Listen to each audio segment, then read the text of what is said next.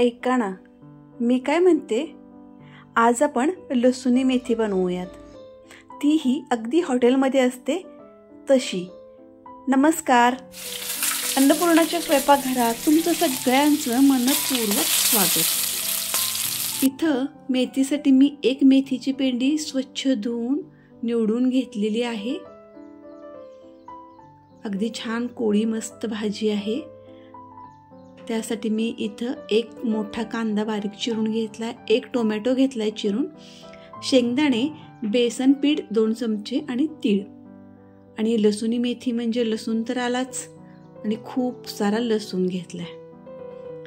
तर चला,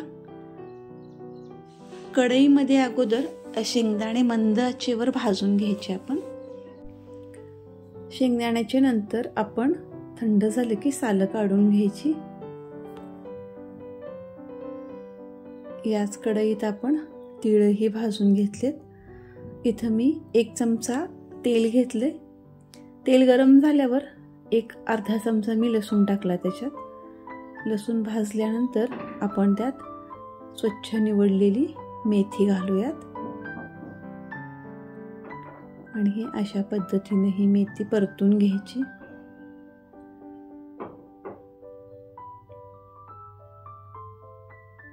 इथं ही मेथी आपण जशी भाजी बनवतो मेथीची तशीच, फक्त लसणात ही भाजी बनवून घ्यायची आपण अगोदर. इथं थोडं आपण चवीला मीठ टाकायचं. आणि आता ही भाजी आपली तयार झाली आहे. थोडी नॉर्मल, पूर्ण शिजवायची नाही, थोडी कच्ची आहे तोपर्यंतच काढायची. आता ही भाजी आपण काढून घेऊया एका भांड्यात. त्याच कढईत मी 1 चमचा तेल घेतले आणि लसूण घेतलंय.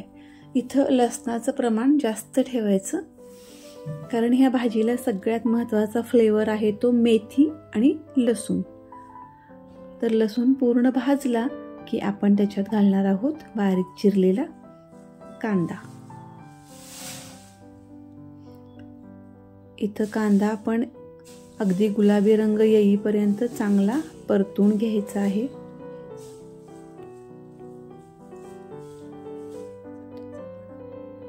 कुठल्याही भाजीत आपण कांदा वापरतो तेव्हा तो पूर्ण व्यवस्थित भाजून घ्यायचा. तर इथं असा मिनिटभर कांदा आपण व्यवस्थित हलवून परतून घ्यायचा अगदी गुलाबी रंग येईपर्यंत. हा बघा, माझा आता पूर्ण छान कांदा परतलाय, गुलाबी छान रंग आलाय. आता आपण त्याच्यात घालणार आहोत बारीक चिरलेला टोमॅटो. आता हे कांदा आणि टोमॅटो चांगलं व्यवस्थित भाजून घ्यायचं. स्वयंपाकात महत्त्वाची प्रोसेस असते ते भाजणं, तेलाचं टेम्परेचर, फोडणी टाकणं, ह्या छोट्या छोट्या गोष्टी नेहमी लक्षात ठेवायच्या. यात आपण 1 चमचा लाल तिखट आणि बारीक चिरलेली मिरची टाकली आणि 2 चमचे बेसनचं पीठ टाकले. इथं मी छोटे चमचे घेतले होते 2, आणि ह्यात आपण असं प्रॉपर 1 मिनिटभर भाजून घ्यायचं.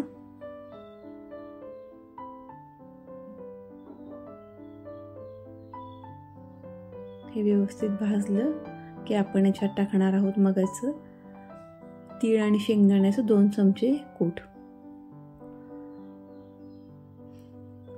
ही जी लसुणी मेथी असते ना, तिला अगदी असं घट्ट टेक्स्चर असतं, आणि ते येण्यासाठीच आपण बाइंडिंगसाठी इथं पीठ, तीळ आणि शेंगदाण्याचं कूट वापरतोय.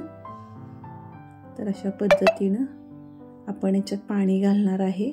आपल्याला ज्या पद्धतीचं प्रॉपर ग्रेव्ही हवी आहे त्या पद्धतीनं आपण पाणी घालायचं.